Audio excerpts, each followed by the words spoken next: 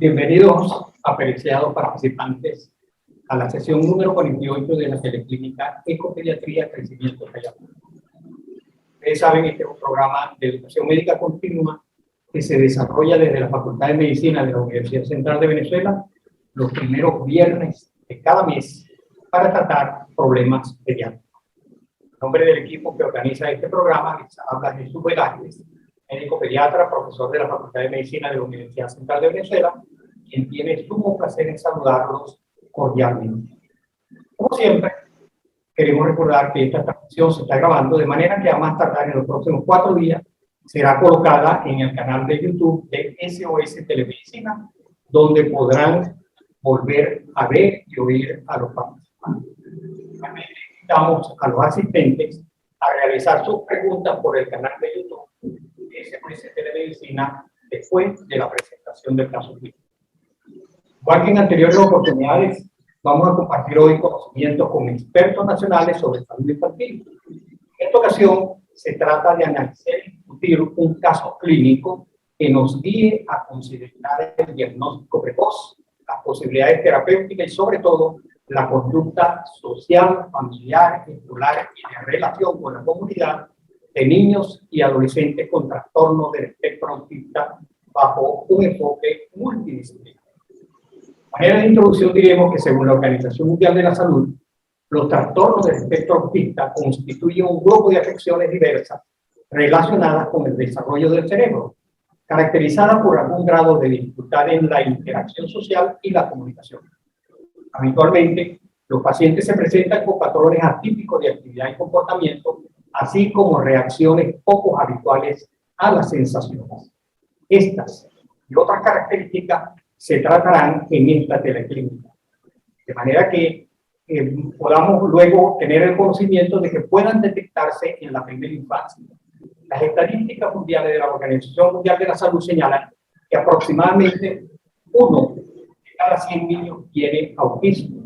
Algunas estadísticas señalan cifras mayores.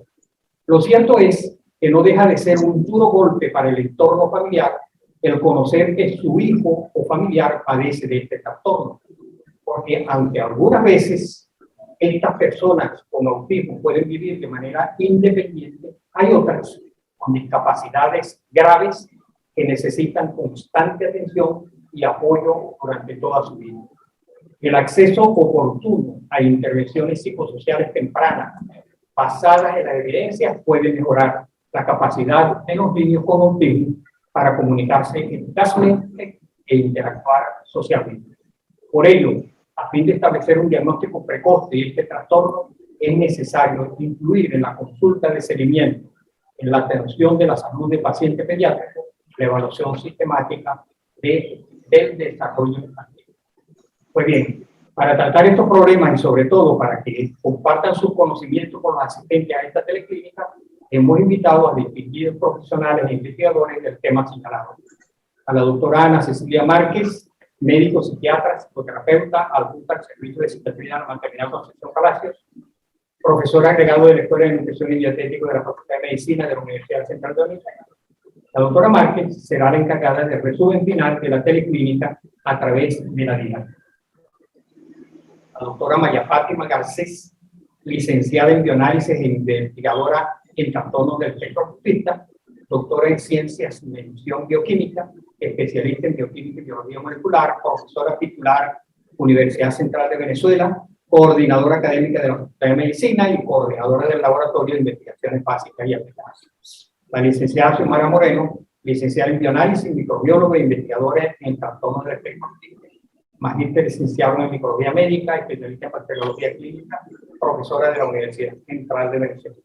La doctora Angélica Torres, médico, pediatra, agricultora, coordinadora de la Fundación Solo Falta Estuve en Barquisimeto.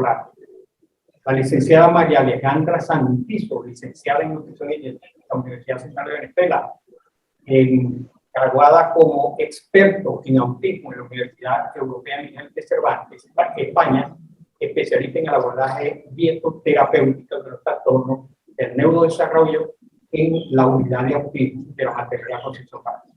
La licenciada María Alejandra Santizo será quien nos presentará el caso clínico.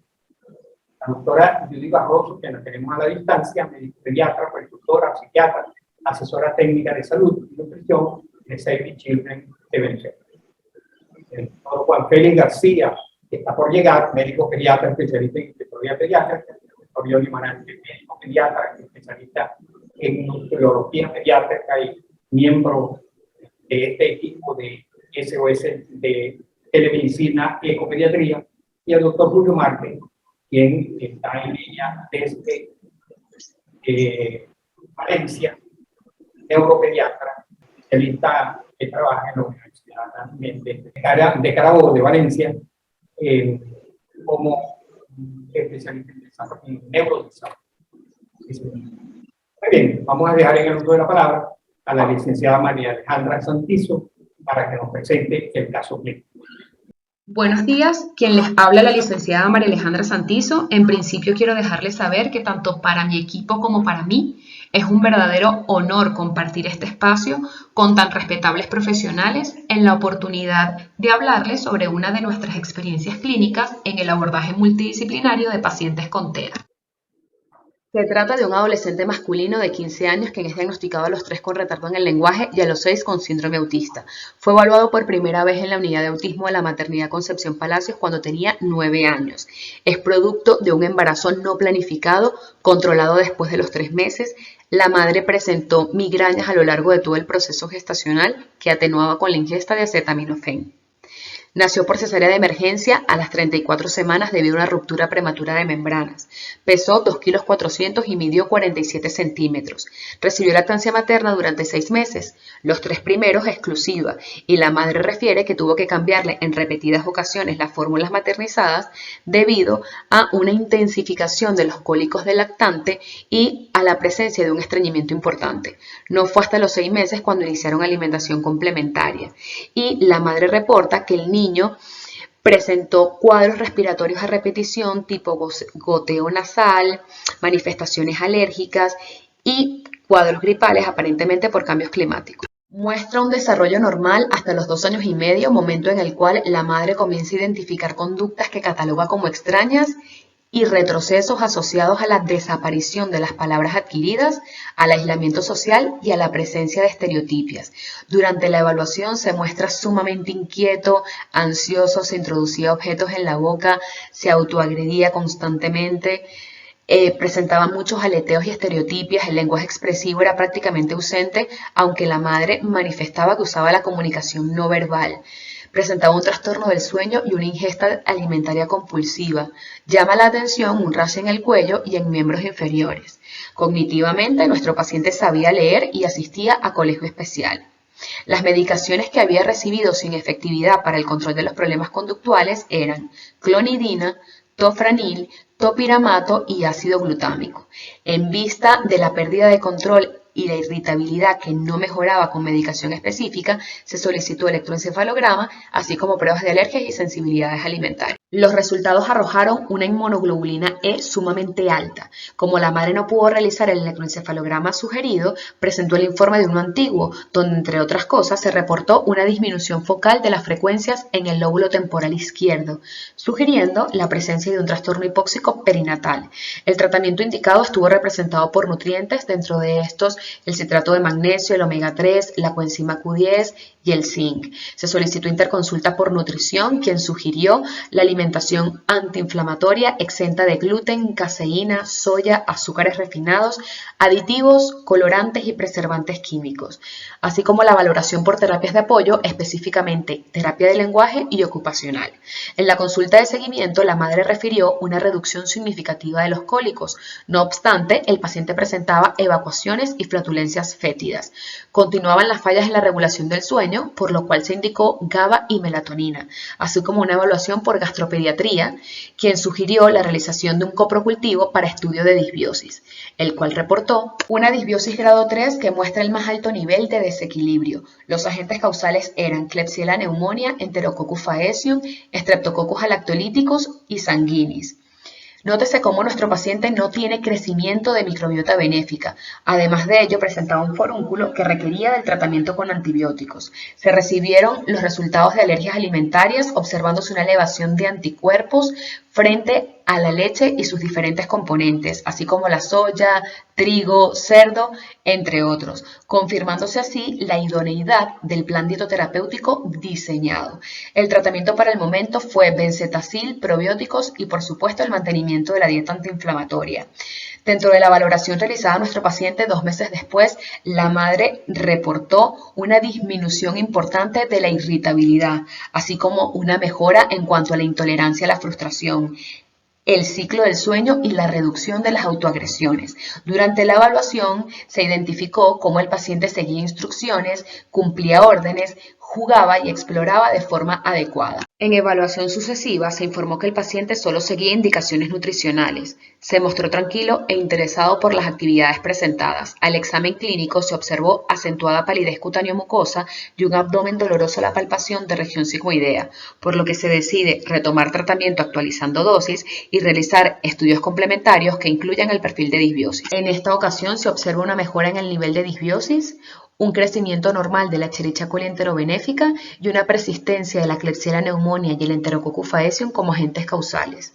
Si bien la inmunoglobulina E sérica está por encima de los valores normales, se encuentra mucho más baja de lo reportado en el primer estudio. El resto de las inmunoglobulinas se mantienen normales, hay una disminución de la hemoglobina corpuscular media y la T3 libre se encuentra en límite superior. El paciente recibe tratamiento con Fulgran, Lactobacillus acidophilus y Saccharomyces boulardii, así como una interconsulta por nutrición para el seguimiento de la inmunoglobulina E. En una de las últimas evaluaciones realizadas, el paciente llega a la consulta muy agresivo y disruptivo. Dentro de las alteraciones observadas en su analítica sanguínea, se encuentra una TSH y un litio cercanos al límite inferior, así como una eosinofilia y una glucemia en 96 miligramos. El estudio de disbiosis revela un mayor compromiso de este desequilibrio y la presencia de Candida parapsilosis como agente causal. La evaluación nutricional registra transgresiones dietéticas a repetición, con una ingesta excesiva de cereales refinados y fructosa, por lo que se diseña un plan de alimentación de bajo índice glucémico y se dan pautas para favorecer el control del sobrecrecimiento fúngico. Como parte del tratamiento médico se indica albendazol, nitazoxanida, rifaximina, así como una terapia con probióticos y enzimas digestivas, además de reforzar el tratamiento con vitaminas y minerales. En la última evaluación, la madre reporta estar cumpliendo a cabalidad tanto con las indicaciones médicas como dietoterapéuticas. El paciente presenta un comportamiento mucho más organizado, asiste a taller laboral, se ha podido adaptar a las rutinas sin mayor inconveniente y no se registran comorbilidades psiquiátricas.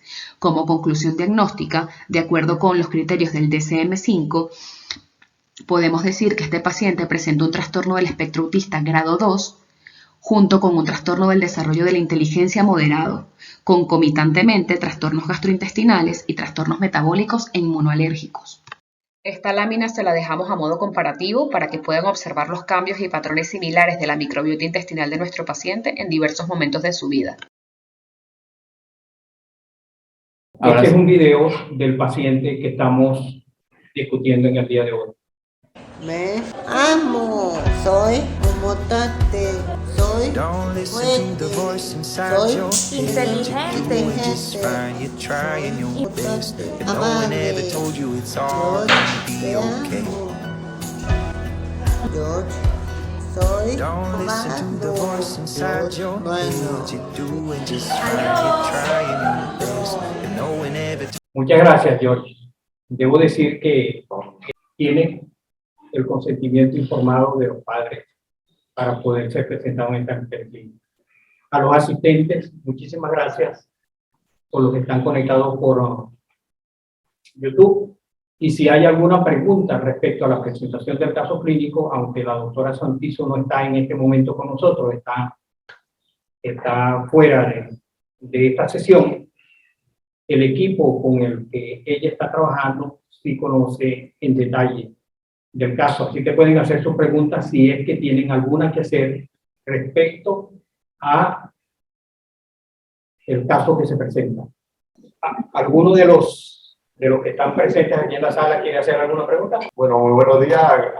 Agradecido con la licenciada por tan excelente caso. Y definitivamente si el autismo es una condición de la que todavía se desconoce mucho, a pesar de que han habido grandes avances y sobre todo existe mucha controversia en cuanto al abordaje. Lo primero que yo quisiera preguntar es respecto al protocolo de alimentación en estos pacientes. ¿Es igual para todos los niños? ¿Y en qué consiste esa famosa dieta de restricción? Respondiendo a la pregunta, realmente el protocolo de alimentación no es inherente a todos los niños. Cada caso debe ser evaluado de manera particular. No todos los niños se benefician de una restricción de alimentos. De hecho, el protocolo no es restringirlos. El protocolo es cambiarles algunos alimentos que pueden estar causando en ese momento un problema de alergias o intolerancia. Pero cada niño debe ser estudiado de manera individual. Tienen que practicarse las pruebas de laboratorio pertinentes para que podamos diagnosticar que hay esos problemas de alergia o intolerancia, pero no plantear un protocolo único para todos. Doctora, y con respecto al uso del tratamiento con vitamina B12 y ácido fólico, también todos los niños con TEA necesitan ambos medicamentos. Como dije anteriormente, en un protocolo tenemos que primero observar si hay una clínica, por la clínica, si hay un déficit a nivel, por supuesto, de sus aspectos, su validez, si hay fatiga, y lo que se debería es indicar una prueba de laboratorio, que la doctora Fátima puede aclarar un poco sobre eso, pero no, debemos indicar la vitamina en aquellos que realmente no medican. Entonces, la dieta de restricción o restricción no se llama dieta de restricción, sino más bien de intercambio, y no es para todo paciente, hay que individualizar. Otra cosa que me llamó la atención respecto al caso es que un diagnóstico de disbiosis. Entonces queremos saber cómo clasifican ustedes esta disbiosis en el caso de niños con TEA y cómo interpretar esos estudios. Respondiendo al tema de la disbiosis, fíjense, es una de las comorbilidades de mayor frecuencia que se está presentando la línea de investigación en el aspecto gastrointestinal y el espectro autista. Es algo que es bastante interesante, nos ha ayudado de alguna manera a mirar las complicaciones médicas y que el tratamiento de esto mejora el funcionamiento y la calidad de vida del paciente. Como todo tratamiento, va a mejorar el funcionamiento de un paciente, pero en este caso del espectro autista, vemos una correlación de la mejoría incluso de la conducta, el comportamiento y de todo lo que es los aspectos psiquiátricos asociados. Entonces, para esto, quiero darle la palabra a la licenciada Xiomara que explique lo que tiene que ver con la disbiosis, es muy importante.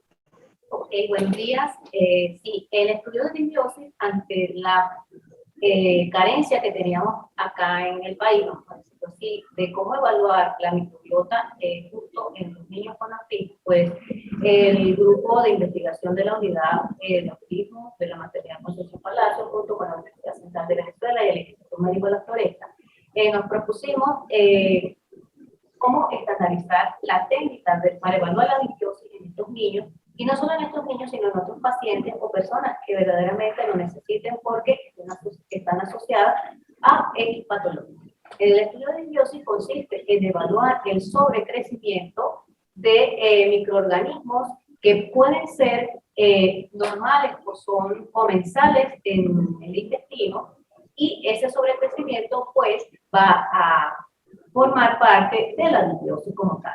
Entonces, un estudio de disbiosis, del cual nosotros hicimos la estandarización, consta de la evaluación de los microorganismos benéficos, los microorganismos que son transitorios y los microorganismos heteropatógenos, que como los clínicos conocemos, son aprobados por las propuestas y las conductas del CLC.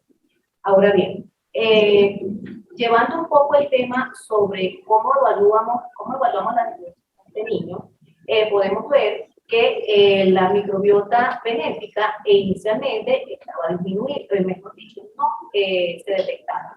El hecho de que no se detecte un microorganismo en este estudio no quiere decir que el paciente lo tenga, sino que justo el estudio que nosotros analizamos es para evaluar el sobrecrecimiento de los microorganismos que sobresalen, en este caso, fuera, o sea, dentro de un contexto numérico, los cuales se encuentran establecidos a nivel del tracto digestivo.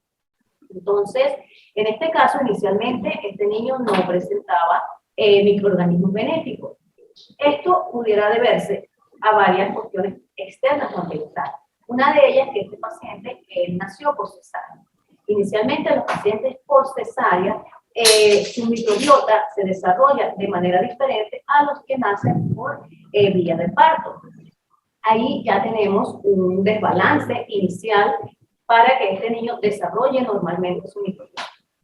Luego se presenta una disbiosis bastante alta en grado 3, que son los grados que nosotros establecimos para poder orientar al clínico cómo se presenta la disbiosis. Tenemos un grado 1, un grado 2 y un grado 3 y la ausencia de los mismos.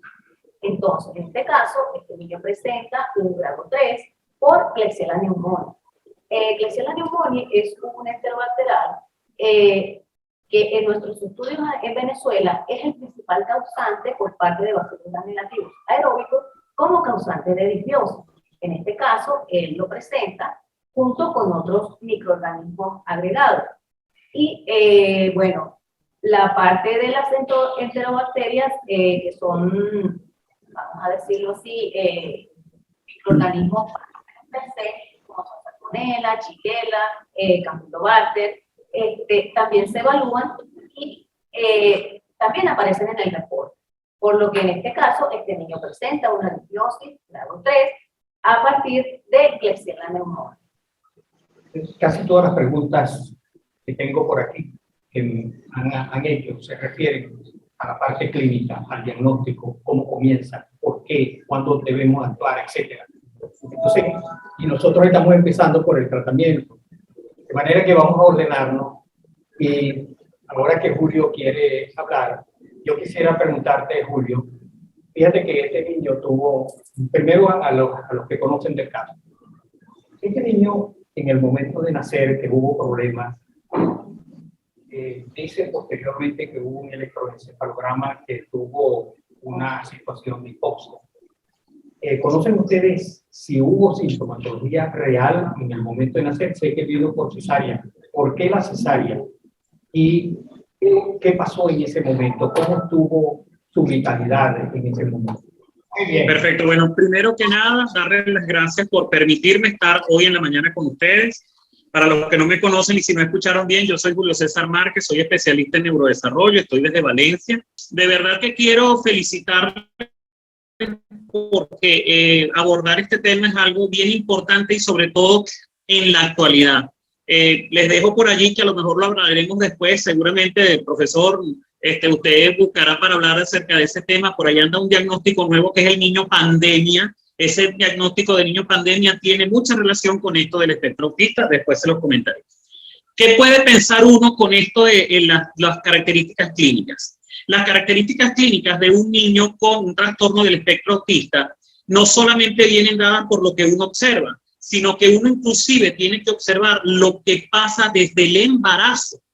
Esa mamá puede estar afectada desde el punto de vista emocional y nutricional, lo que condiciona que ella, su cuerpo, exprese neuroreceptores para neurotransmisores específicos y tenga cierta memoria metabólica desde el punto de vista gastrointestinal, y todo eso se refleja genética y fenotípicamente en el feto.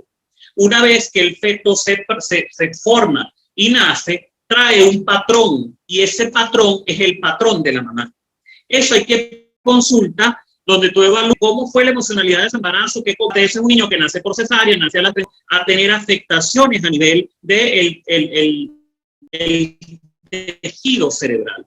Y de hecho, aportan en el estudio, habla de que hay una disminución de las ondas en el lóbulo temporal, alteraciones de asociación, que se puede ver también, que el niño tuvo su problema de alimentación, porque primero fue una lactancia materna, después comenzó con la lactancia mixta, después hay unos cambios. Pero ¿qué fue lo primero que llamó la atención? Hay 3 características básicas que deben servir de alerta a todo pediatra y a todo inclusive educador o cuidador. 3 cosas que tiene el autismo. 1, facilito, no es así de fácil, pero para que me entiendan mejor. Primero, problemas de lenguaje expresivo verbal. No tanto del lenguaje gestual, del lenguaje expresivo verbal.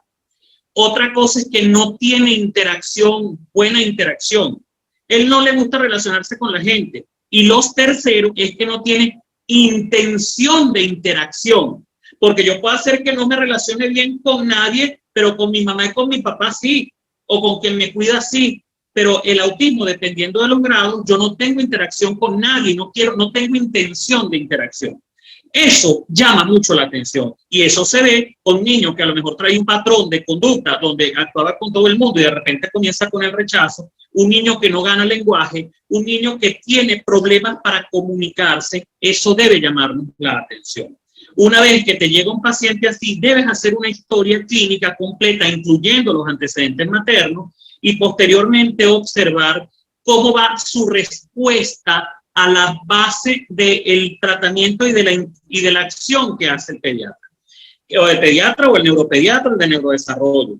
¿Y cuál es esa primera acción? Tú tienes que observar cuál es la realidad del problema. Muchas madres, por su desespero, muchos cuidadores, por falta de conocimiento, aumentan unos signos y soslayan otros. Tú tienes que comenzar a ver cómo de verdad se presenta ese niño.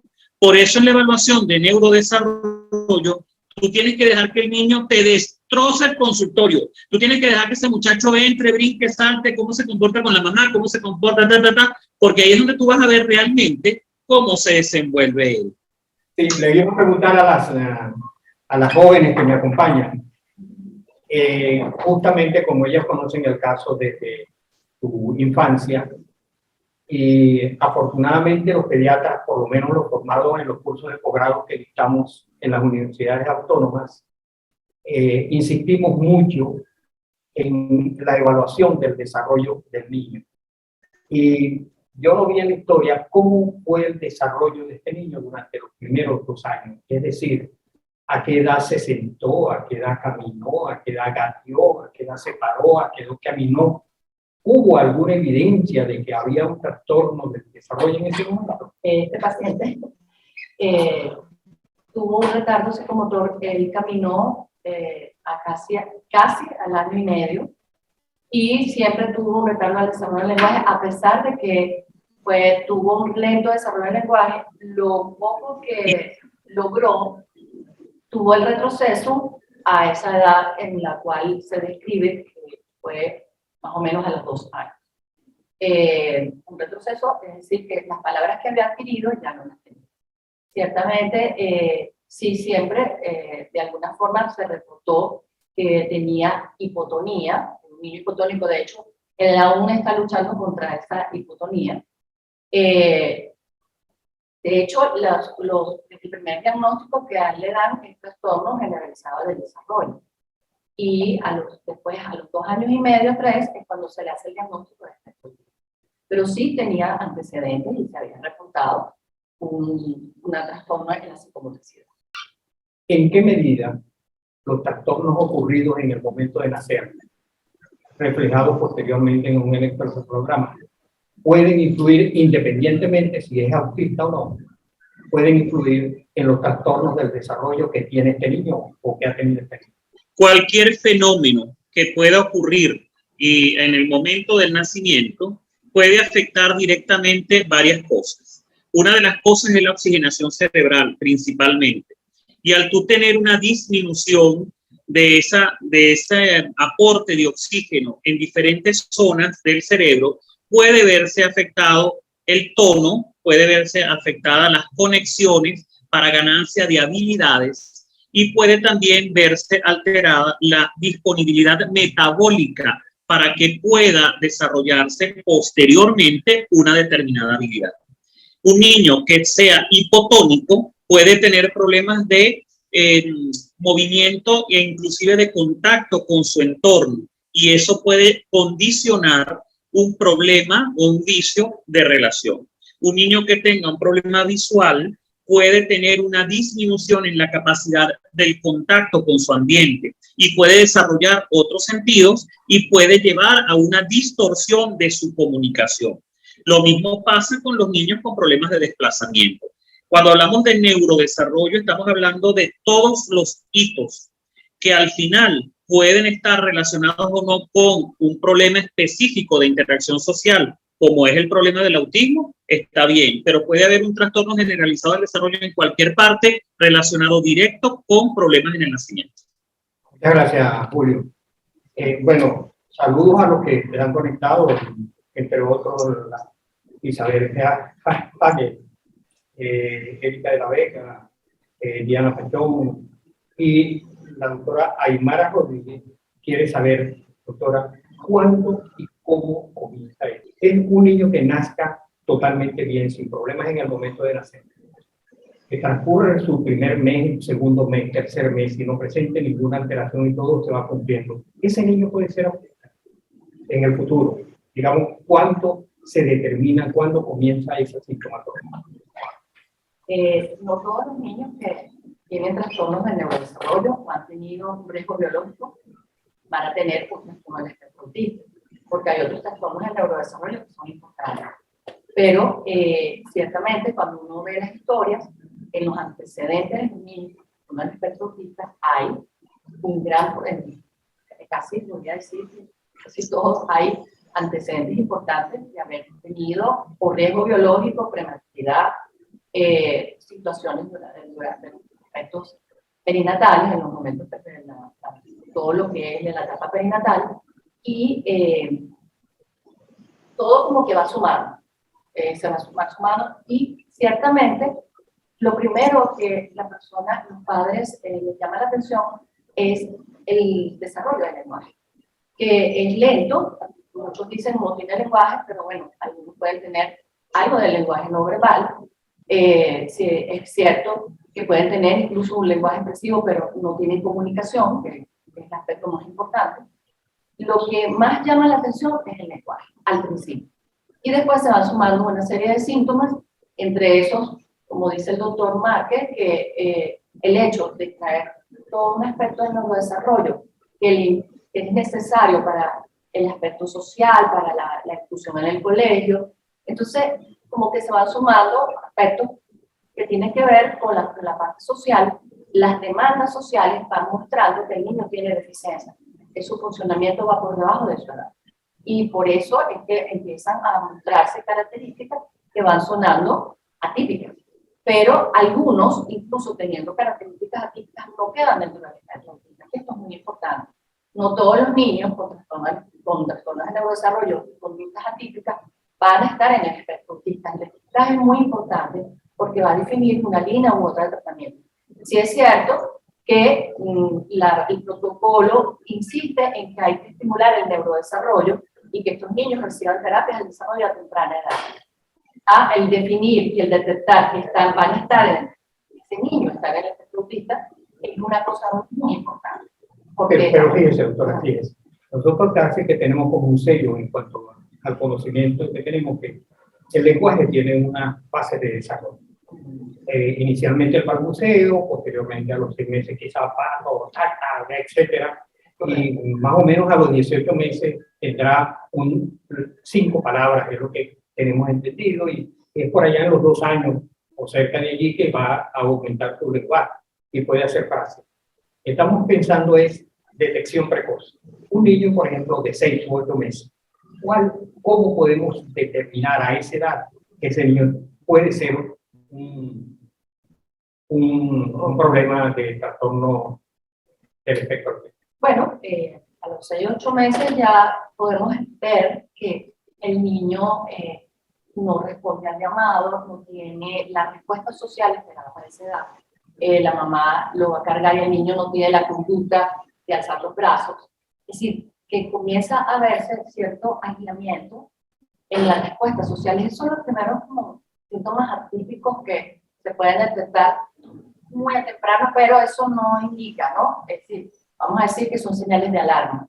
Son señales de alarma que pueden representar también que hay de base un trastorno de neurodesarrollo.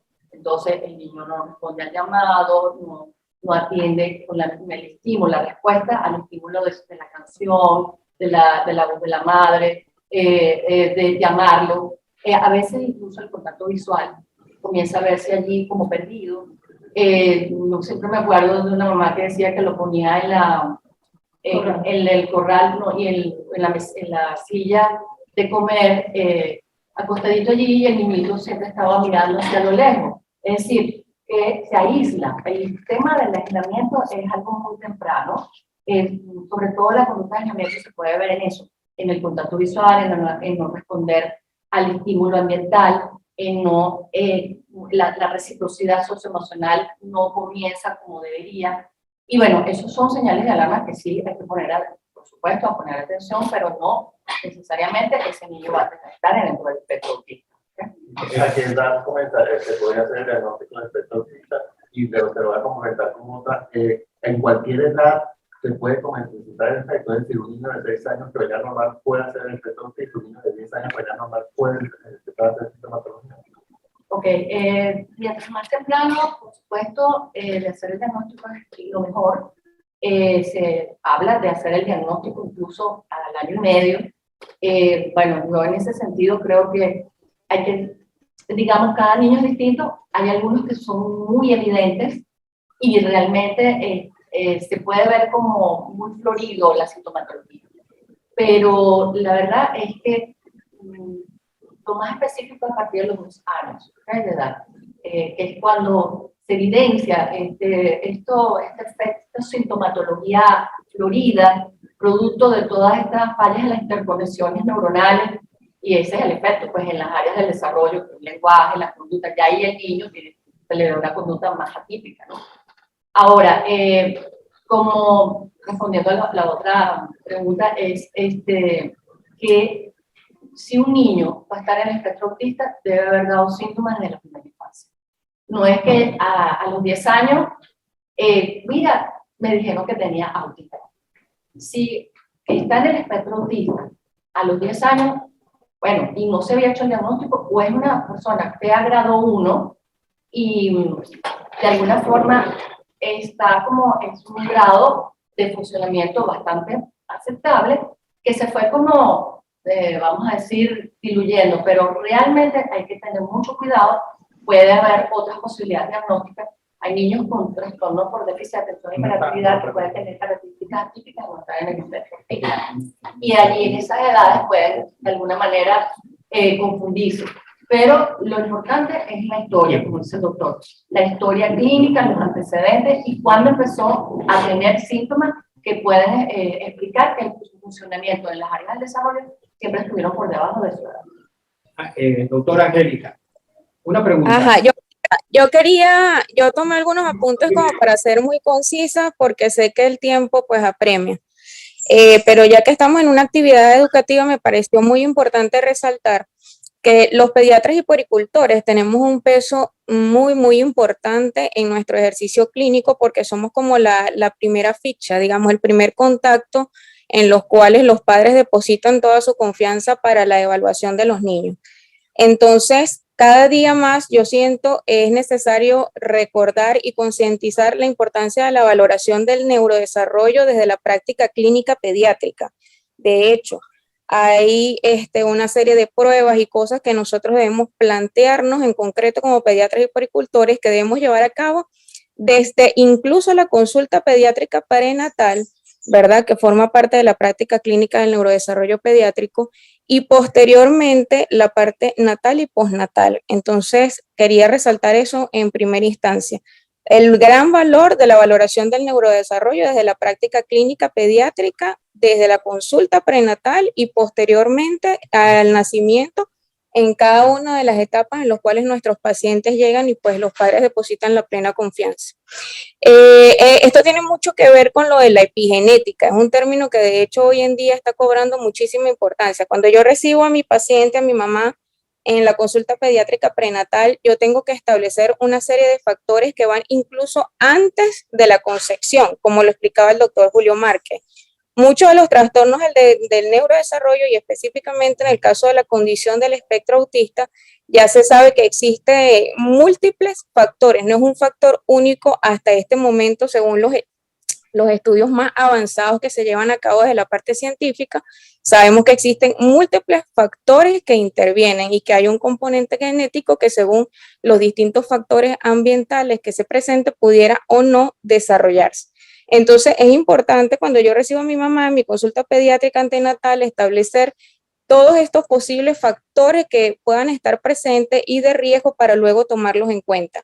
Una vez que yo hago esto y yo recibo a mi paciente en el momento del nacimiento, por supuesto que a partir de la concepción es bueno recalcarle a las mamás y al público en general, comienza el neurodesarrollo. Hay personas que tienen el concepto que el neurodesarrollo comienza luego del nacimiento, no, comienza desde la concepción. Y de hecho, desde el punto de vista de neurodesarrollo temprano, sabemos que el primer trimestre es de suma importancia para el desarrollo de todas las estructuras cerebrales porque es allí, de hecho, uno de los primeros tejidos en formarse y existen factores que son determinantes ya desde este primer trimestre que nos pueden llevar a tener en consideración o no la realización, por ejemplo, de algo que también es de muy mucha importancia, que es la estimulación temprana. Entonces, una vez que ya este bebé nace y yo establezco estos antecedentes, digamos, de la parte perinatal, comienza algo que yo no quería dejar por fuera y me disculpo porque yo soy amante de la parte del neurodesarrollo pediátrico, pero es bueno que el público quizás no lo sabe. Cuando uno recibe los niños mes a mes, uno valora las esferas del desarrollo. ¿Y cuáles son esas esferas? Uno evalúa el lenguaje y comunicación, porque no todo el que habla comunica y no todo el que no habla no comunica. Uno valora la esfera social, valora la esfera motora fina y gruesa, valora la esfera cognitiva y la integración sensorial. Entonces, desde el momento que nace, ejemplo, cuando llega una mamá con un recién nacido a mi consulta, yo pediatra debo ver inclusive si cuando el bebé amamanta está haciendo contacto visual con la mamá. Eso es uno de los hitos sociales del desarrollo más precoces que puede haber. Si existe consonancia con eso, veo el rostro de mi mami, tengo una interacción con ella en ese momento que es tan sublime y tan fantástico y que contiene madrecía que no la tiene más nada. Entonces, sí hay cosas muy precoces que yo puedo ir evaluando. Es un bebé menor de 6 meses que es sumamente irritable o por el contrario es un nene que es extremadamente tranquilo. Y bien lo decía la doctora, ¿eso es un criterio diagnóstico? No, es un signo que ya me prende una banderita para que yo desde el punto de vista del desarrollo vaya interviniendo. Entonces ahí quería utilizar una frase que nosotros tendemos mucho al saltar, que cuanto antes mejor. O sea, yo veo que se prende una banderita de alarma y ¿qué debo hacer yo con eso? Entonces existe la estimulación temprana y existe la atención temprana. Es distinto cuando yo, por ejemplo, veo un niño con un factor de riesgo biológico, como es en el caso de este niño, que lamentablemente no se hizo, entiendo porque el niño consultó en una forma quizás un poquito más tardía, pero en todos los niños que yo establezco un factor de riesgo biológico, yo no voy a esperar que aparezca un signo para atenderlo. Se supone que yo estimulo precozmente para tratar de minimizar que todos estos factores intervinientes que pudieron haber ocasionado alguna alteración no aparezca o vaya siendo inmediatamente atendida. Y cuando ya yo tengo un signo, lo atiendo. Entonces, eso es lo importante. Yo también quería rescatar esto un poco para todos mis colegas. No olvidar que la presencia de un signo o que está apareciendo en algún hito del desarrollo desde etapas precoces debe ser o debe ir siendo atendida en la forma adecuada por cada uno de los especialistas que corresponde. Entonces, cuanto antes, mejor. Y una vez que uno empiezan a aparecer todas estas banderitas, pues tener en cuenta la integración sensorial. Yo digo que hoy en día, y sobre todo en la condición del espectro autista, es algo que ha sido dejado de lado, pero yo leía el caso y agradezco que no lo hice al inicio por el tema que no sabía si me escuchaban o no. Primero que nos invitaran y en segundo lugar la forma como fue presentado el caso, porque eso nos permite explicarle a los demás qué es la integración sensorial. Hoy en día se sabe que muchas de las conductas relacionadas con la condición de espectro autista tienen que ver con la integración sensorial, que es como la persona percibe un estímulo, procesa ese estímulo y genera una respuesta ante ese estímulo. Entonces, para los que desconocen quizás un poquito el proceso, en la integración sensorial yo puedo percibir estímulos internos, o sea, de mi organismo, y percibo estímulos externos. Y mi cerebro lo organiza de una manera que muchas veces yo ni siquiera sé cómo lo organiza. O sea, yo no me percato del proceso. Y en la parte de la condición del espectro autista, como lo dije, ya está perfectamente identificado que existe un procesamiento distinto de este tipo de estímulos. Entonces, fíjese que la interocepción tiene que ver mucho con las organicidades. Por ejemplo, en este caso, hemos señalado que el niño tenía un proceso gastrointestinal que ocasionaba, de hecho lo denotan en la explicación del caso, había exacerbación de las conductas cuando había exacerbación de la comorbilidad. Entonces, esos estímulos internos pueden ocasionar que un chamo que de repente inclusive yo lo puedo tener en una atención multidisciplinaria no avance como yo espero o empiece a presentar conductas que yo tampoco esperaría. Pero entonces, ¿qué está pasando con el sistema de integración sensorial que me está mandando a que él genere este tipo de respuesta? O pongo otro ejemplo típico, niños que se quiere tratar con medicación, por ejemplo, ciertas conductas disruptivas, pero cuando yo voy a ver la conducta disruptiva y medicamos, la disrupción no desaparece. Entonces el niño tiene un trastorno de hipersensibilidad auditiva o tiene un trastorno de hiposensibilidad vestibular y, ejemplo, el niño no puede mantenerse sentado. Los compañeritos de salón son 27, todos gritan, se ríen y él siente dolor al percibir el sonido. Entonces yo debo tratar a la par el trastorno de integración sensorial, y era otra de las cosas que yo quería exaltar. Es de suma importancia que todos los niños que presenten cualquier trastorno del desarrollo, y todos los niños en mi consulta habitual deben tener un perfil sensorial, porque los perfiles sensoriales tienen una estrecha relación con la forma que yo reacciono, bien sea al ambiente o a los estímulos que percibo desde mi propio organismo. Entonces, la base, de hecho, y creo que lo saben todos los que están aquí presentes, porque la mayor parte tienen que ver con la esfera pediátrica del neurodesarrollo, cuando nosotros vemos la pirámide del neurodesarrollo, es la integración sensorial. Entonces, ¿cómo está la parte de nuestros 7 sentidos? Porque es necesario que todos sepan que está lo vestibular, que está lo propioceptivo, y muchos de estos niños, al madurar esos sistemas, al corregir la inmadurez que existe en cualquiera de las áreas de integración sensorial, también empiezan a avanzar. Y con esto quiero concluir porque no quiero extenderme mucho, pero siempre contemplar al paciente como un todo. Yo voy a rescatar algo que dijo la doctora, que se lo aplaudo de pie, que fue que usted dijo que hay que entender que cada niño debe tener su atención específica. Entonces, una de las cosas que hoy en día se preconiza, intervención, diagnóstico precoz, intervenciones tempranas y oportunas, el hecho de individualizar las intervenciones, comprender que eso es un traje a medida. O sea, yo tengo que establecer cuál es el perfil del niño con la condición y en función de sus necesidades individuales generar un plan terapéutico.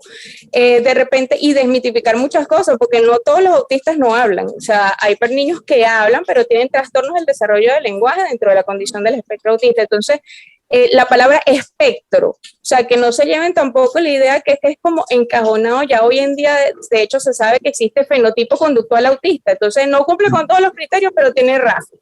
Entonces uno tiene que ir como preparando muy bien y comprender que en ese espectro yo puedo tener o niños que hablan mucho como niños que no hablan, o niños que tienen muy buen nivel cognitivo como niños que pueden tener algún compromiso cognitivo, pero no la palabra es sinónimo de compromiso cognitivo, sinónimo de no hablar. O sea, uno tiene que prepararse muy bien en lo del espectro, y ese traje a medida siempre debe ser individual, porque hay tratamiento para personas, no tratamiento para diagnóstico. Entonces, y lo del modelo social de discapacidad, que es un poco el de los niveles.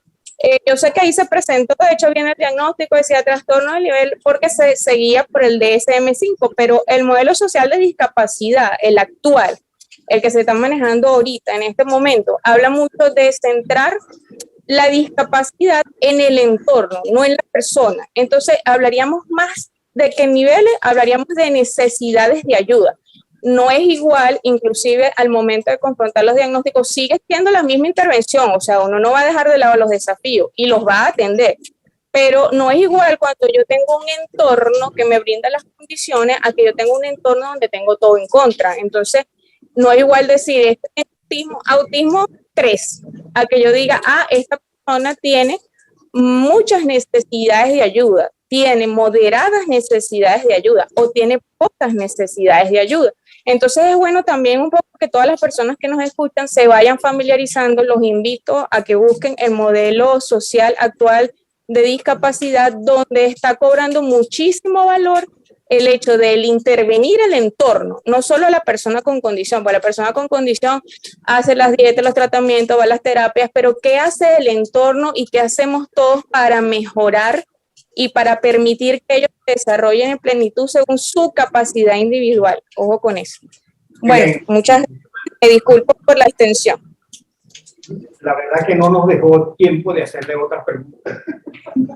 Porque casualmente lo que yo quería saber, y ya nos diste un panorama muy completo del asunto, te felicito por tu disertación, pero quizás lo que interesa en este momento, que es una pregunta que tengo acá.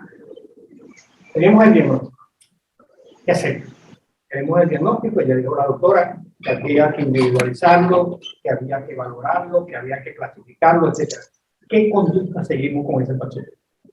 Bueno, como hemos dicho, el trastorno del espectro autista es un trastorno del neurodesarrollo. El común denominador es alteración de las áreas del desarrollo. Lenguaje, conducta, emociones y el área sensorial. Bueno, entonces, el camino a seguir, primero es que el niño reciba la atención, el estímulo de estas áreas del desarrollo. Ya sea por las terapias del desarrollo como tal. Y el otro aspecto importante es evaluar su condición médica, sus sistemas, porque las comorbilidades, como dije anteriormente, afectan la evolución del neurodesarrollo. Entonces, cada niño tiene unas comorbilidades, otros tienen otras, y tenemos que atender los aspectos médicos. Luego es importante conocer que ya en los últimos años se ha entendido que los niños con trastorno del espectro autista tienen problemas en aspectos bioquímicos, moleculares, metabólicos, entre ellos trastornos de la metilación, trastornos en los procesos mitocondriales. Y por eso muchos de los protocolos se aplican a estimular los procesos de metilación para la oxigenación cerebral, como decía el doctor Martin. Nosotros tenemos que estimular lo que el niño trae como consecuencia de un problema de neurodesarrollo. Entonces, muchos de los tratamientos están dirigidos a hacer esta neuroestimulación, por decirlo así, oxigenar, para hacer la oxigenación cerebral y estabilizar los procesos metabólicos, bioquímicos. Por un lado, las terapias del desarrollo, por el otro, el tratamiento médico y la inclusión social. La doctora lo mencionó, la doctora Torres.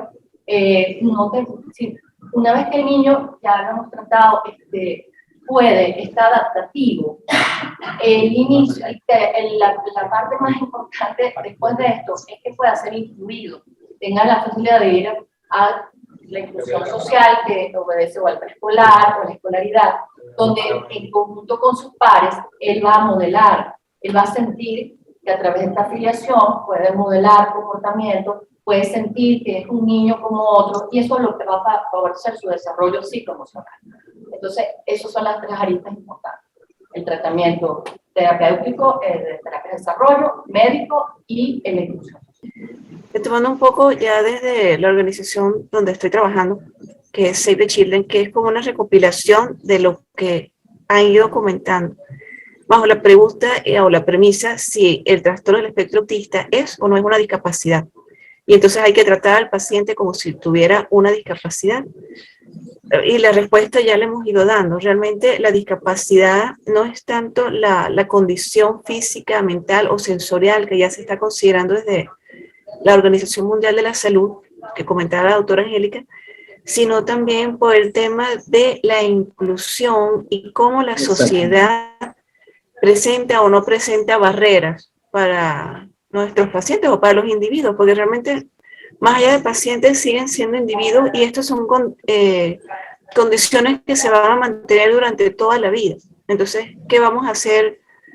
Que es una de las preguntas que hemos visto también en el chat. Gente con 30 años y le dando un diagnóstico de autismo. ¿Pero por qué? ¿Es que estamos diagnosticando más? Porque lo estamos pensando como en lo que se había conversado ahorita, o está aumentando los casos. nosotros consideramos que lo más probable es que estemos pensándolo más, y por eso la importancia de estos espacios de compartir. Fíjense que estamos hablando de diferentes partes del país y seguramente a nivel global todavía pasa lo que también decía el doctor Marante y el doctor Velázquez desde el principio. Todavía no estamos, digamos, definidos en una sola línea, porque no es un solo diagnóstico, es un espectro. Tenemos la parte subclínica, tenemos grados. Entonces, recordar que esta atipia no es una discapacidad per se.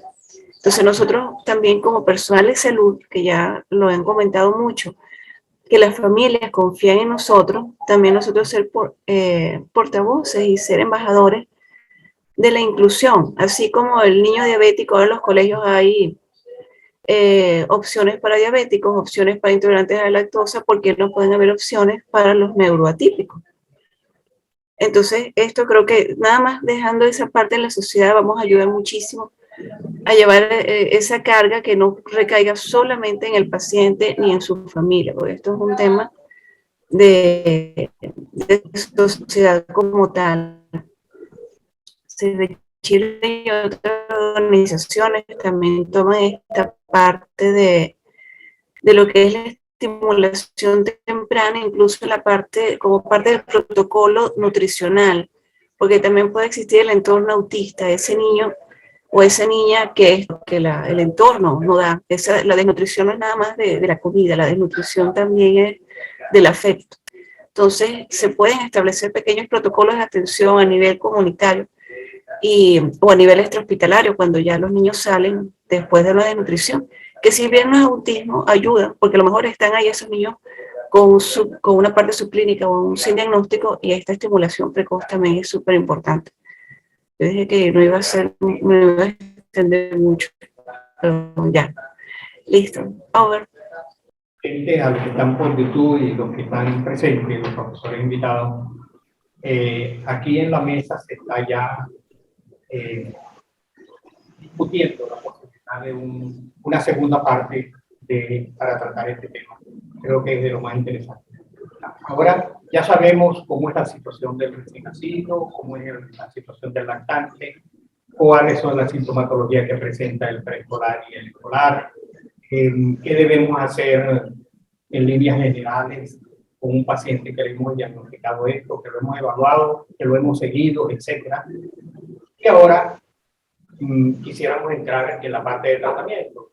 Y hay una parte de tratamiento que tiene mucho, todos de alguna u otra forma lo hemos hablado sin querer hablarlo, que es la parte de la alimentación, etc. Entonces vamos a entrar en ese tema. El profesor Johnny Marante tiene ahí toda una retahíla de preguntas. Yo solo tengo una, que quisiera que las jóvenes expertas en esto.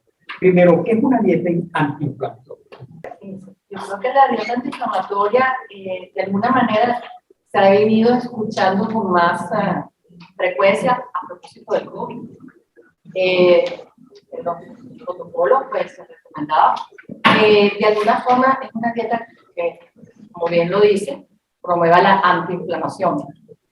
Esto viene como tal un camino en el cual el niño, estos son niños, ¿verdad?, que tienen, además de los problemas gastrointestinales, problemas digestivos y problemas enzimáticos, como dije, problemas mitocondriales, de la medicación, como dije anteriormente. Entonces, claro, en los momentos en que ellos están muy afectados, tanto a la esfera de sus comportamientos, sus conductas, y tienen estos problemas y esta circunstancia gastrointestinal merece que de alguna manera individualmente se promueva para ese niño un tipo específico de alimentación para liberarlos, porque uno de los aspectos que se ha visto es que se colapsan sus sistemas de toxificación. Es uno de los aspectos más importantes. Ahí comienza como una cadena entre el problema de la detoxificación, el problema inmunológico. Entonces, mientras tenga una alimentación que sea más fácil para el niño digerir, por supuesto se promueve un proceso de antiinflamación. Eso en líneas generales es lo que de alguna forma se quiere explicar con esto. una dieta que sea fácil de digerir, una dieta que promueva el que el niño no tenga distensión, que el niño no tenga flatulencias, y que sobre la marcha en otras circunstancias también lo libere de la posibilidad de tener neurotoxinas. ¿Okay? Además de eso, hay otras opciones que, bueno, no me quiero enfocar porque obviamente no soy especialista en el área nutricional, he aprendido, o sea, trabajamos como equipo multidisciplinario y de alguna manera u otra hemos aprendido en equipo, pero creo que los nutricionistas y especialistas en esto quizás lo pueden ampliar. Que hemos visto que ciertamente si lo individualizamos y vamos monitoreando al niño, los resultados son mejores. Definitivamente no se puede indicar un protocolo único y una plantilla a cada niño. De cualquier manera, la pregunta surge porque nosotros tratamos con personas y hacemos la evaluación del neurodesarrollo, las emociones, la conversa, etc. Y ellos no saben de neurotoxinas, ni saben de acidemia, incluso a lo mejor ni siquiera saben lo que es digerir, ni flatulencia, ni nada de eso. Entonces, la pregunta siempre surge, está bien, alimentación complementaria, ¿qué es lo que le vamos a dar? ¿Cómo se lo vamos a dar? ¿Y cuánto se lo vamos a dar? ¿Y en qué medida? Y por eso valdría mucho la pena que estudiáramos ese punto, y por eso fue la pregunta, pero bueno, la especialista que teníamos para esto no está presente en este momento. A mí se me escapó en la parte, en la página que yo dije que íbamos a pasar para entrar en esto, esos mitos que, aprovechando las bondades de las tecnologías de información y comunicación, dañan a veces las situaciones. Y desde hace algún tiempo se ha venido asomando la posibilidad de que las vacunas pueden inducir este problema del trastorno del espectro autismo. No se ha comprobado realmente, pero como tenemos aquí en la sala al profesor... La licenciada. La licenciada. Sí, está conectada. María Surgió una pregunta aquí en la mesa que me dicen que usted la que es especialista en ¿qué es una dieta antiinflamatoria? Vale, en principio, una dieta antiinflamatoria, a ver, es aquella que está compuesta por alimentos que vienen en su forma original, es decir, está libre de productos ultraprocesados. Los azúcares refinados no están presentes, porque bien sabemos que los azúcares refinados, de hecho, pueden producir estas alteraciones metabólicas, un aumento violento de lo que son los valores de azúcar en la sangre, con la consecuente producción excesiva de insulina, y esto genera cierto nivel de estrés a nivel celular. Entonces, todo lo que son los aditivos químicos, los alimentos preempacados, llenos de colorantes, de fertilizantes, también proteínas o alimentos que están compuestos por proteínas que han sido modificadas genéticamente desde hace muchísimo tiempo. Dentro de estos, el gluten. El gluten actualmente es una mezcla de proteínas que tiene alrededor de 42 cromosomas. En su forma original, el gluten tenía alrededor de 12 cromosomas. Entonces hemos pasado de 12 cromosomas a 42 cromosomas. Ojo, va a ser una dieta... el potencial proinflamatorio tanto del gluten como de las proteínas lácteas también va a depender del estado de la microbiota intestinal del paciente que estemos tratando. Por ejemplo, hay bacterias que pueden ayudar a desnaturalizar o a degradar estas proteínas que tienen una estructura muy compleja y un peso molecular muy elevado. Entonces, su índice de inflamación igualmente va a estar determinado por el nivel de madurez del tracto gastrointestinal de nuestro paciente. Estamos hablando de un niño o de un bebé de 6 meses o de un niño menor de 5 años, que donde el tracto gastrointestinal todavía está relativamente inmaduro, la ingesta de estas proteínas aunada a factores de riesgo asociados con la ingesta de antibióticos de manera indiscriminada o de corticoides por cualquier cuadros infecciosos o que pudieron haber tenido repetición, pues va a generar un aumento en la respuesta del sistema inmune ante la presencia de este tipo de proteínas, básicamente por sus características. Entonces, una dieta antiinflamatoria, resumiendo, es aquella que va como a la originalidad de la alimentación, ¿ok? Donde la mayor parte de los alimentos son tubérculos, son verduras, vegetales, frutas. Como le dije, no tiene presencia de grasas trans, que son las grasas que están modificadas genéticamente, no hay alimentos ultraprocesados, preempacados, y estas proteínas altamente proinflamatorias que resultan siendo para algunos pacientes se suspenden en un inicio, mientras logramos reequilibrar justamente todas las alteraciones del equilibrio de la microbiota intestinal que suelen tener con muchísima frecuencia. El 90% de pacientes con TEA tienen alteraciones aproximadamente de todo lo que es el funcionamiento del tracto gastrointestinal. No sé si he respondido de manera adecuada a la pregunta. Un complemento a la pregunta. Número uno, parece un chiste, pero no es. Los vegetarianos no hacen autismo. En primer lugar. En segundo lugar, siempre va a estar sin gluten y sin leche. No necesariamente, no. Y quiero aclarar una cosa. Nosotros no trabajamos con un tratamiento estándar para todos los pacientes, ¿ok?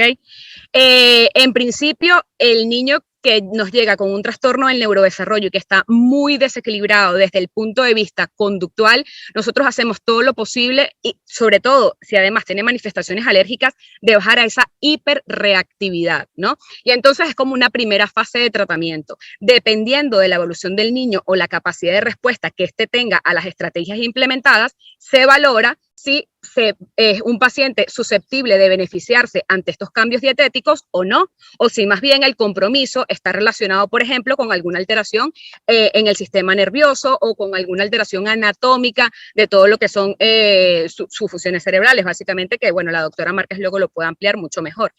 El niño con trastorno del espectro autista tiene compromisos en diversos sistemas y en diversos órganos, ¿ok? Entonces, nosotros generalmente hablamos de fenotipos de autismo. Fenotipos de autismo es que los niños presentan un cuadro clínico muy similar, pero realmente el área comprometida difiere muchísimo de uno a otro. Entonces, nosotros hacemos un estudio muy específico de cuáles son las características de este paciente para poder identificar cuáles serían las estrategias de las cuales se puede beneficiar. Una vez, y lo he visto, una vez que este paciente mejora el equilibrio de su microbiota intestinal y por lo tanto puede digerir de una manera más efectiva diversas proteínas alimentarias, es capaz de poder gestionar este tipo de alimentos sin que esto le genere estas transgresiones conductuales o esta disrupción que ellos presentan.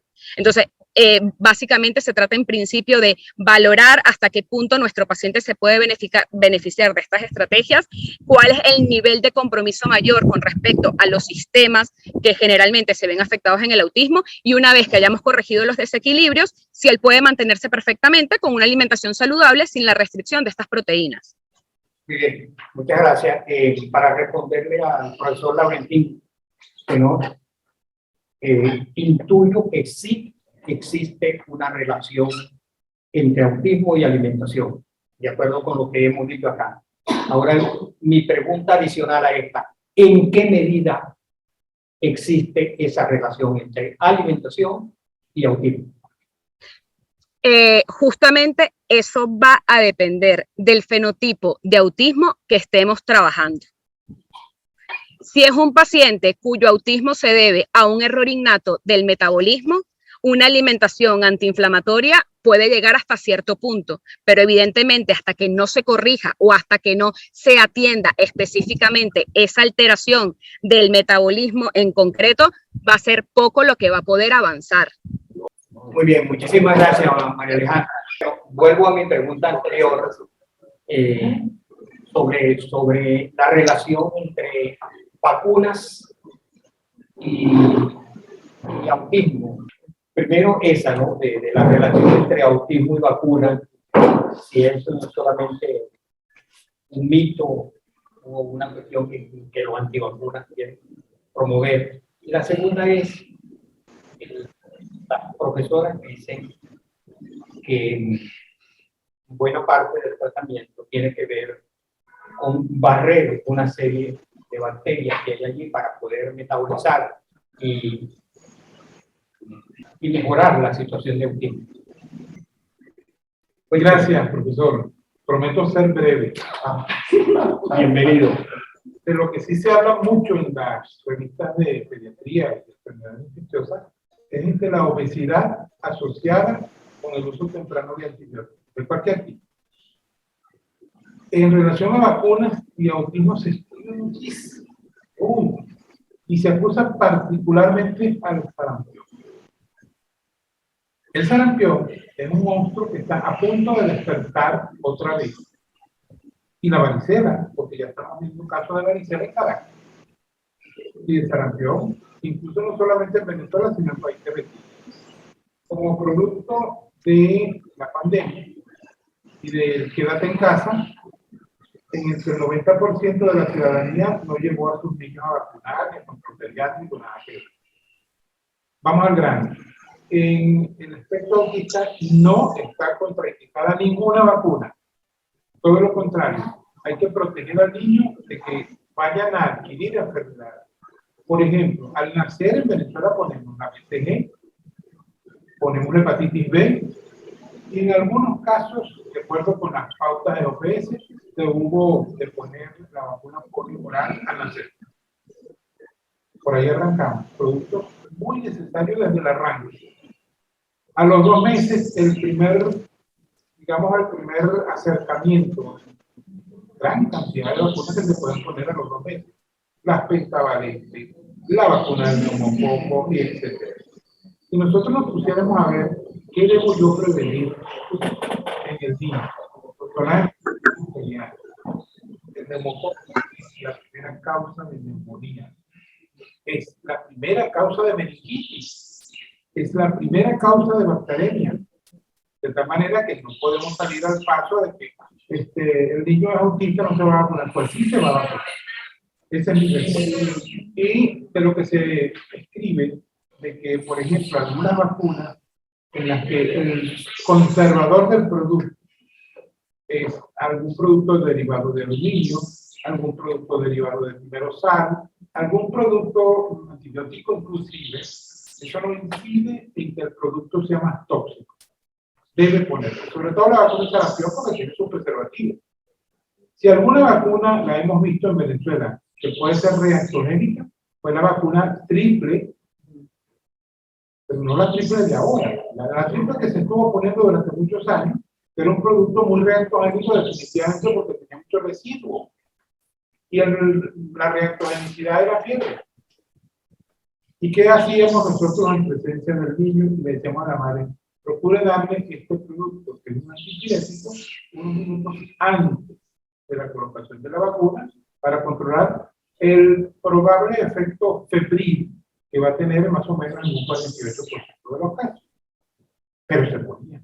Con el tiempo, la investigación logró determinar que la vacuna triple había que limpiarla, limpiándole el elemento bordetela, que eran bacterias muertas, y que la investigación determinó que era un antígeno y lo demás se podía desechar. La hemaglutinina era finalmente el antígeno que había que conservar y el vector. Más recientemente los movimientos antivacunas han empezado a atacar la colocación de vacunas ante cualquier eventualidad. Y no es así, los movimientos antivacunas no deben tener el espacio que lamentablemente tienen. Y ahora, con lo del COVID, Dios mío, qué tribuna han adquirido. ¿No? El niño con espectro autista también debe ser vacunado. Ya hay literatura de manera pues que no se va a generar ninguna situación de peligro, ni reacción secundaria, ni nada que temer. El esquema de inmunización, el maravilloso esquema de inmunización que tenemos en Venezuela, dirigido desde la Sociedad Venezolana de Policultura y Pediatría, debe ser cumplido a cabalidad. ¿Cuáles son esos gérmenes que hay que atacar, que hay que eliminar? Cualquier error. Cuando se hace el estudio de disbiosis, se reportan los microorganismos que pudieran o están involucrados en la producción de la disbiosis en el niño en este caso. ¿Qué pasa? Cuando se habla de disbiosis tenemos un error de que si se reportan esos microorganismos hay que tratarlos con antimicrobianos y antifúngicos. Y ese es el deber ser. El Comité Internacional de Microbiota habla muy claro de que la disbiosis no se debe tratar con antimicrobianos. ¿Qué pasa? Que esa disbiosis, esa alteración de microorganismos, tiene que ser tratada, generalmente el plan inicial es una mejor alimentación y la ingesta de probióticos. Entonces, ahí es donde viene una disyuntiva. Cuando hace un reporte de disbiosis, esos microorganismos que están allí, o sea, todos los microorganismos son necesarios y deben estar conviviendo con nuestro microbiota intestinal. Pero ellos tienen una determinada concentración a nivel del tracto intestinal. Entonces, no podemos acabarlos. Porque si se introducen antimicrobianos o antifúngicos, ellos van a alterar ciertas familias o géneros de los microorganismos. Por eso es que se utiliza un cambio en la alimentación. A mí no me gusta llamarlo dieta porque de verdad que uno se atormenta cuando le dicen dieta, pero sí un cambio en la alimentación para favorecer la disminución de los microorganismos que están causando la disbiosis y aumentar los microorganismos que son, que dan la batalla de pelea, en este caso, de mantener el equilibrio de la microbiota. A veces se escucha y se observa que si el niño tiene especies de hongos, especies de cándida, hay que darle antifúngicos. Mire, las especies de hongos, ellos son capaces de sintetizar y utilizan diferentes azúcares para poder subsistir.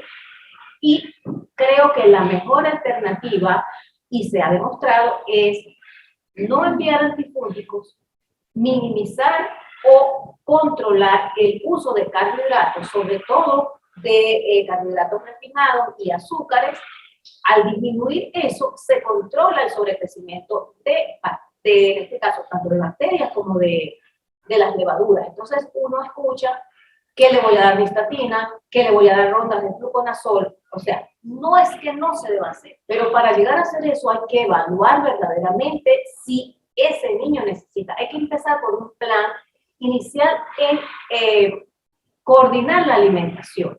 Porque, ¿qué pasa? Que cuando uno le da carbohidratos refinados, está sobrealimentando ciertos microorganismos que lo degradan con facilidad. Y, por supuesto, hay un sobrecrecimiento de esos microorganismos. Pero todos los microorganismos que estén en el intestino, a nivel intestinal, son necesarios. Cada uno aporta. Imagínense, la cándida está dentro de uno de los microorganismos que favorece la producción de serotonina. Entonces, ¿cómo tú le vas a quitar o matar ese microorganismo? Lo que hay es que llevarlo a un nivel elemental, básico, donde él sea protagonista de beneficios, no de malos hábitos o causar problemas. Entonces, es incoherente tratar con antimicrobianos y antifúngicos la disbiosis. Eso se deja ya en última instancia. Incluso el tratamiento consecutivo con antimicrobianos genera formación de biopelículas. Y en el caso que nosotros presentamos hoy, ese niño tiene biopelículas. O sea, que por más que se le haga una dieta rotatoria, se le dé probióticos, eso no va a suceder hasta tanto no se elimine esa biopelícula. Una palabrita, María Fátima.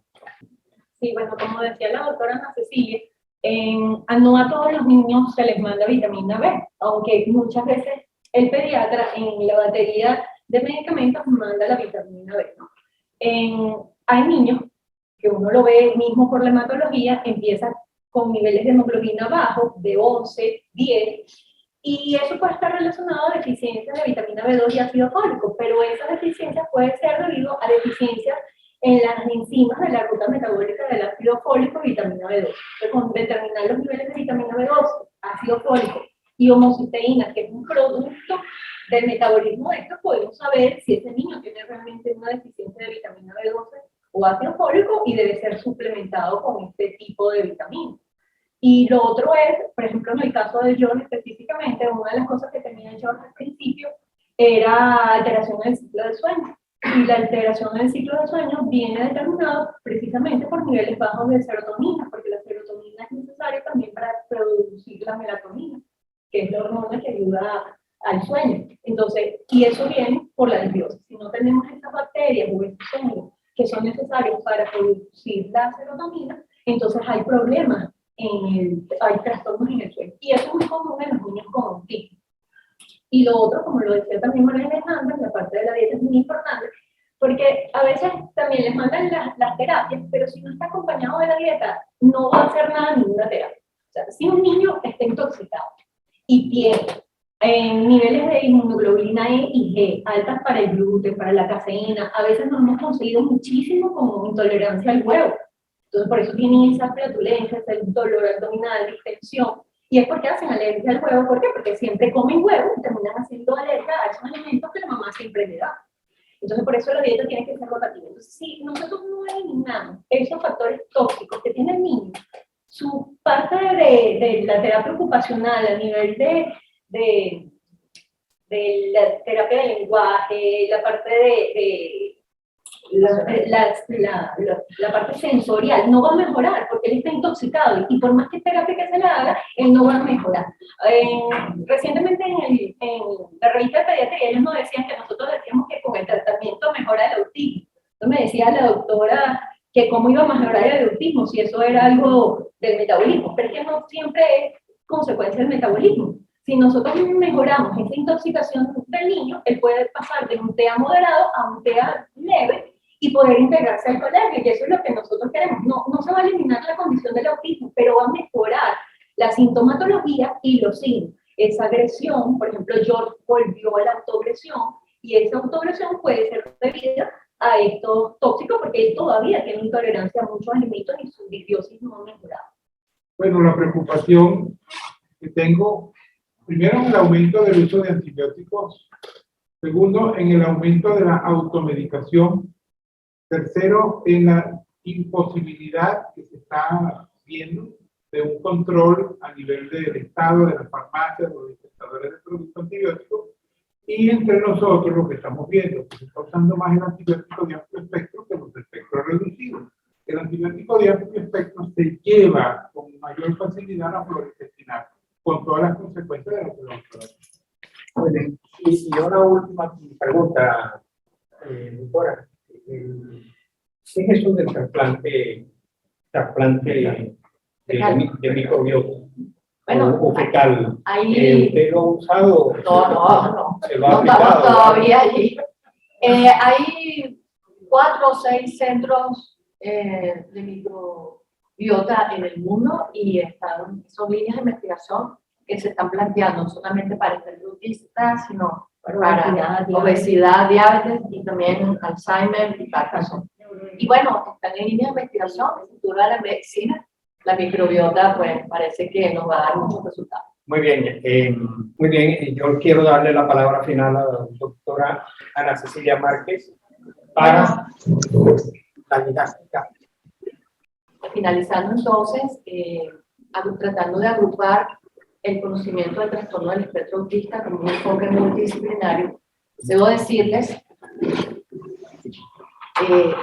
que nos encontramos ante un cambio realmente de paradigma, ya que el espectro autista fue considerado como un trastorno psiquiátrico, se describía por el doctor Leo Kanner como una psicosis infantil, muchos años, desde el año 43 hasta el 63, como un trastorno psiquiátrico, pero la evolución de este trastorno, su sintomatología clínica y todas las circunstancias médicas que se presentaron, dieron como camino el estudio de la neurobiología del autismo, que el doctor Kanner junto con el doctor Rotter entendieron que el autismo no era un trastorno psiquiátrico, sino un trastorno en algún aspecto del neurodesarrollo. Entonces ahí fue un gran cambio de paradigma y en ese se nos encontramos. Ahora es un trastorno que comparte con otros trastornos del neurodesarrollo, en la cual tiene su origen en ese periodo, se caracteriza por déficits en el desarrollo que producen limitaciones, específicamente dificultades en lo personal, en lo social, en lo académico o en el funcionamiento ocupacional. El DSM-5 lo engloba junto con los otros trastornos del neurodesarrollo, como es el desarrollo intelectual, comunicación, déficit de atención y hiperactividad, aprendizaje y de las habilidades motoras. El DSM-5 engloba en trastorno del espectro autista al trastorno como tal, autismo, Asperger, el desintegrativo de la infancia, el generalizado del desarrollo no especificado. Es decir, que ahora forma parte como tal, engloba y decidió como tal nominarlo como trastorno del espectro autista. Es muy importante entender que los criterios clínicos para hacer el diagnóstico nos basamos en los criterios del DSM-5, específicamente en los 4 criterios que vemos aquí. En el DSM-5 se engloba en el criterio A los trastornos de la comunicación conjuntamente con la interacción social en diversos contextos. Asimismo, el criterio B es el de patrones de comportamiento, intereses o actividades restringidas repetitivas. Y en el DSM-5 se engloba la gran controversia que siempre existió, que es el criterio de los trastornos de interacción sensorial, que lo nombró la doctora, y que es muy importante porque de alguna forma explica muchos de los problemas conductuales que tienen estos niños. La hiper o hiporreactividad a los estímulos sensoriales. También importante enfatizar que estos síntomas deben estar presentes desde la primera infancia, pero pueden no llegar a manifestarse cuando el niño llega al preescolar, cuando llega a la escuela, pero siempre en la clínica tenemos que enfatizar el antecedente de que aparece en la primera infancia y que esta conjunción de síntomas limita y discapacita el funcionamiento cotidiano. Discapacita el funcionamiento cotidiano. ¿Okay? Es evidente que, así como otras enfermedades, la prevalencia del trastorno del espectro autista no es muy distinto a otras enfermedades. Tenemos que considerar la epigenética. La epigenética ha sido un aspecto interesante de todas las enfermedades y la misma no ha escapado de él, siendo así que para el año 2007 se reportaba un caso por cada 150. Ya estamos, en este momento, el último reporte del Centro de Control y Prevención de Enfermedades reporta un caso por cada 44 niños. ¿Okay? Diferente al del 2020, que reportaba un caso por cada 54. Quiere decir que hay un aumento importante de su prevalencia. Autismo TEA. Quiero denotar acá que definitivamente no estamos viendo niños enfermos de autismo como lo escribía Leo Kanner hace 70 años, que es el niño con discapacidad, que terminaba con una discapacidad mental, con estereotipos aislados, que nunca aprendía, no tenía la posibilidad de tener un aprendizaje importante o funcional. Esos niños, ese autismo clásico no es el que estamos viendo ahorita y por eso esta teleclínica y todas las controversias. Estamos viendo niños, ciertamente con un trastorno del neurodesarrollo, probablemente con menores severidad de la discapacidad, pero acompañados de problemas médicos, de alteraciones del sistema gastrointestinal, metabólico y inmunológico, y alteraciones del funcionamiento de las áreas del desarrollo, como el lenguaje, la conducta, las emociones, todas estas conductas basadas en, esa es como diríamos la manera como expresa el autismo su trastorno, y digamos, el origen está en una alteración en la neurocognitividad que empieza desde el inútero y se va de alguna manera desarrollando a través de la vida de esa persona. También se mencionó sobre la importancia de la epigenética, aunque no se ha aislado un gen específico para el autismo, porque se han aislado varios, hay más de 20 genes. Lo que sí se ha entendido es que, como mencionó la licenciada María Alejandra, el fenotipo vulnerable, ahí ya no tenemos uno solo, varios fenotipos, y obedecen a los cambios de la genética que producen la epigenética de los eventos adversos, los tempranos, el ambiente, la alimentación, la calidad de vida, el riesgo biológico, todo eso es importante para entonces tener un fenotipo vulnerable ligado a los problemas inmunológicos, ligado a los problemas de la microbiota, ligados a los trastornos, a los problemas nutricionales, que le dan una particularidad a responder al estrés, a la crisis, y que producen una alteración biológica importante. Con lo cual, el final común es la expresión de los aspectos neuroconductuales que dan los cambios en estas áreas. En ese sentido, ¿por qué llamamos espectro autista? Porque es un espectro de trastornos que da distintos fenotipos conductuales. Definitivamente no hay un niño igual, por eso se llama así, espectro, es una heterogeneidad y que definitivamente conduce a diferentes grados de intensidad y afectación de diversas áreas cerebrales. Eso va a explicar que son etiológicamente distintos. Así pues, como hemos también hablado anteriormente, hay hasta 20 genes relacionados con el autismo, que la exposición a sustancias tóxicas, todo lo que es epigenética durante el embarazo, puede elevar el riesgo, si es correcto. Se menciona no más del 15% correspondiente a cambios cromosómicos conocidos o desorden de genes únicos. Centenares de genes confieren el riesgo, pero solo se explica riesgo en 1% de la población diagnosticada aún con polimorfismo. Los síntomas del autismo tienen una variabilidad en cada niño, y en la medida que la penetrancia genética sea completa, vamos a ver el autismo clásico, que como dije al inicio, no estamos viendo ese tipo de autismo, estamos viendo un niño con un espectro, en la cual hay niños con alteraciones más o menos de comunicación en lenguaje, más o menos de conducta o de flexibilidad social, unido a las alteraciones neurosensoriales, unos más, otros menos, dependiendo del grado en que se encuentran. Ciertamente, y de los procesos de neurodesarrollo o alteraciones de neurodesarrollo en que el cual el niño haya sido, se haya expuesto o el niño tenga en su haber. El amplio espectro fenotípico es algo que tenemos que entender. Si lo entendemos, vamos a ayudar a ser más funcionales cada vez a estos niños, en la medida que podemos influenciar las comorbilidades, podemos entender todo lo que es su epigenética, por supuesto, podemos mejorar su funcionamiento. Esta gráfica lo que quiere denotar es que del lado izquierdo tenemos al grado 1, trastorno del desarrollo no especificado, y en el lado derecho, el que ya tiene un autismo severo. No vamos a curar el autismo, pero podemos mejorar su funcionamiento, y ese es el deber ser, ese es el deber ser de todo profesional que trabaja en esta área. En ese sentido, todo lo que sea a nivel del neurodesarrollo, desde el útero hasta el momento del nacimiento, como lo hemos dicho, todo estos son efectos sobre el neurodesarrollo y el final común, ya sea el efecto sobre el sistema inmune, sobre la microbiota. El final común va a ser las neuroconectividades o neuroconexiones a través de todo lo que suceda del área de la respiración celular, los mecanismos de toxificación y todo lo que tenga que ver con los aspectos de estimulación a nivel del neurodesarrollo. Entonces, el otro aspecto que hemos resaltado y que, bueno, es complejo son las comorbilidades, como dijimos.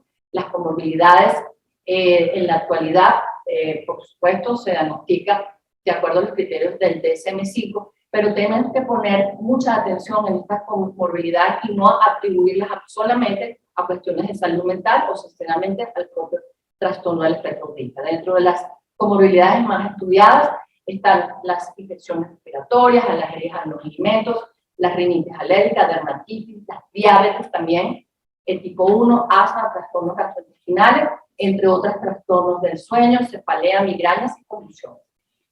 Los trastornos biomédicos en el autismo se han englobado en algunos hemos hablado acá, la neuroinflamación, la desregulación inmunológica, la flora intestinal irregular, la disfunción autónoma, el estrés oxidativo y la disfunción mitocondrial.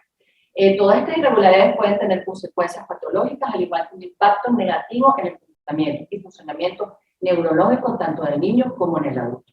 Es importante tratar estas comorbilidades porque podemos ver la mejoría en el funcionamiento humano, hasta, por ejemplo, el hecho de que un niño tenga hiperactividad, déficit de atención, que esté en el espectro autista, ya el hecho de actuar sobre sus sistemas médicos puede mejorar los aspectos neuroconductuales.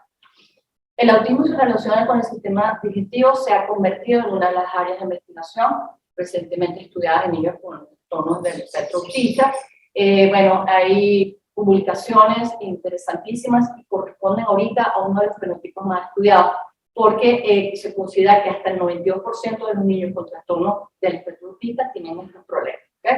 Más comunes, constipación, dolor abdominal con diarrea, diarrea crónica, endoprexis, reflujo, flatulencia, mala absorción, distensión abdominal, deficiencias enzimáticas, inflamación, entre otras. Y además, alteraciones en el ritmo de sueño que acompañan estos trastornos, como por el dolor, disconfort, entre otras manifestaciones también las manifestaciones vocales o motoras. ¿Qué observamos cuando un niño llega a la unidad de autismo? Evidentemente, observamos un niño hiperactivo, con déficit de atención, con problemas neuroconductuales diversos, irritabilidad, que no duerme. Pero nos llama la atención que son niños que están enfermos también de los aspectos médicos, alérgicos, que estornudan, que tienen problemas de eritemas, enfantemas, incluso psoriasis.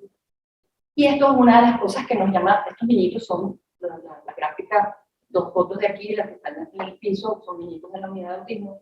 Y lo que más nos llama la atención es cuando entran al consultorio, es lo primero que hacen es jugar en el piso, algunos se acuestan como a tener como bonitas antálgicas. Y bueno, eso es uno de los aspectos que nos ha llamado la atención desde que el momento que empezamos a hacer el triaje, el despistaje. Y ciertamente, cuando uno es clínico y se merece tener este aspecto a consideración, pues a mí siempre me llamó la atención ver este abdomen.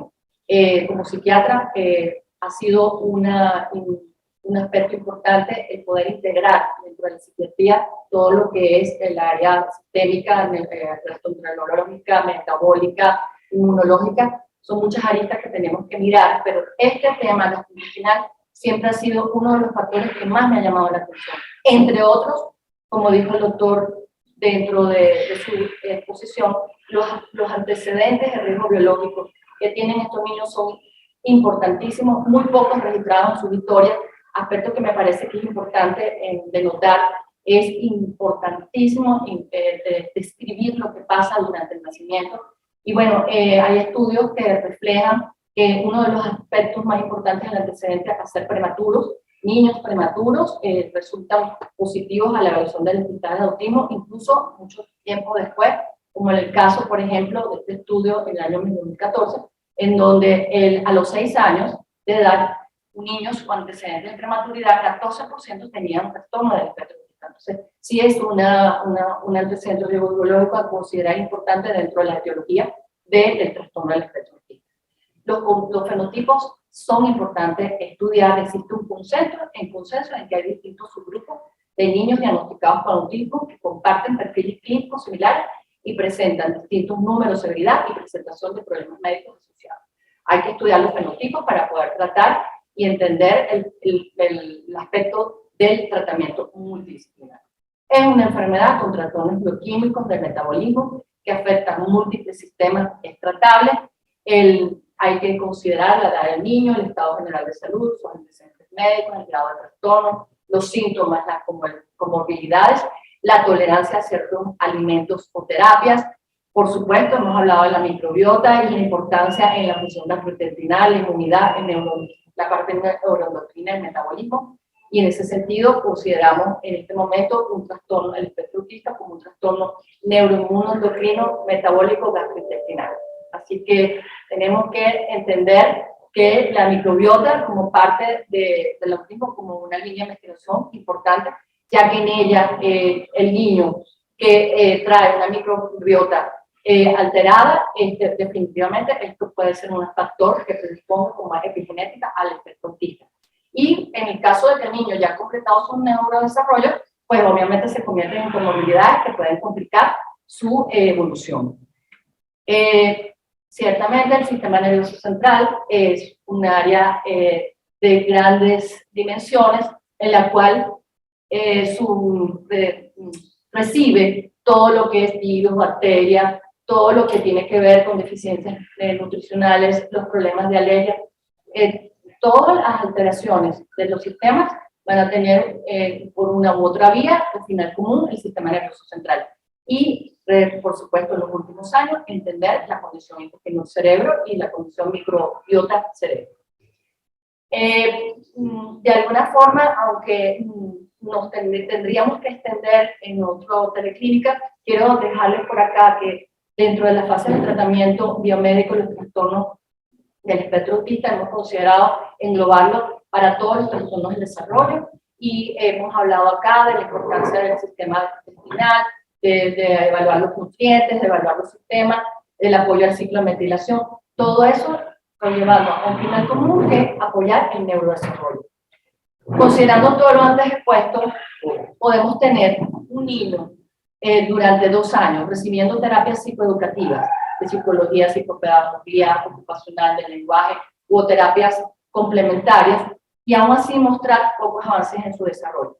Si eso es así, nos tienes que mostrar que probablemente no hemos actuado sobre sus sistemas biológicos de manera adecuada por un niño que no ha sido atendido desde el punto de vista médico. Eso es importante, y los terapeutas pueden hacer su mayor esfuerzo, pero si el niño no se ha atendido su sistema biológico, pues no se ha hecho el tratamiento como es el tratamiento multidisciplinario. Bueno, en ese sentido, les doy muchas gracias por la atención y bueno, estaremos en una próxima ocasión para poder complementar las otras aristas del programa de educación. Muchísimas gracias. Muchísimas gracias, doctora Ana Cecilia Márquez. Excelente su presentación. Y ahora le vamos a dar la palabra al doctor Héctor Arrepedera, si aún se mantiene en línea, para que despida la sesión. Bueno, en primer lugar, feliz de ver a todo este grupo multidisciplinario hablando de este tema tan importante como es el espectro autista. Nos ha tocado, digamos, en suerte, compartir muchos espacios con las personas que están aquí compartiendo su conocimiento, compartiendo esto que tantísima falta hace en el país, y es información certificada, información adecuada, información necesaria. La doctora Ana Cecilia Márquez, querida amiga de muchísimos años, y bueno, sé de la pasión y la dedicación que tiene con respecto a este tema, pero además me alegra ver dentro del panel a nuestra coordinadora general de la Facultad de Medicina de la Universidad Central de Venezuela, la doctora María Fátima Garcés, así como todos los otros, digamos, ponentes que el día de hoy han compartido aquí su conocimiento. Y como siempre les digo, esta es la ventana de la Universidad Central de Venezuela para que no solo la Universidad Central de Venezuela, sino que todas aquellas personas que estén, digamos, interesadas en compartir conocimiento en salud, tengan un espacio donde hacerlo. Este espacio es de todos ustedes. Un saludo.